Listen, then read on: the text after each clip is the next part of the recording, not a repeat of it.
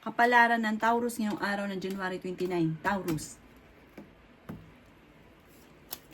Sabi po dito na ating tarot card Taurus ay swerte ka sa inyo pong mga anak. Sabi rin po dito na mabait kang tao, mapagbigay daw po kayo, may pagkaprangka ka daw po, mahusay ka daw po makisama, friendly daw po kayo. Laksan niyo daw po ang inyong kalooban sa mga kaganapan na nagaganap daw po sa ngayon. Sabi po dito, may bagong panimula na paparating. May malaking halagang pera na paparating. Nalulungkot ka daw po sa ngayon. Tapos sinasabi po dito na parang nagiging emotional daw po kayo.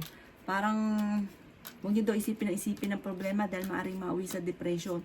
Feeling niyo daw po ay matagal ka na nagsasakripisyo.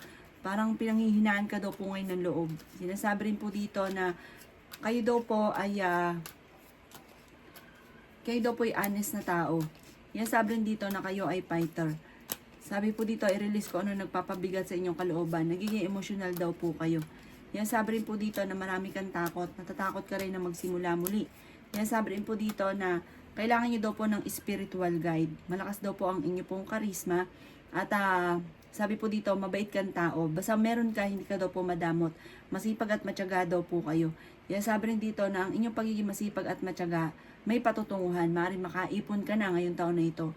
Ang inyong po lucky color ay yellow at ang lucky number po ninyo nagsimula sa number 17, 18, 21, 28, 6 at 39. Good luck po!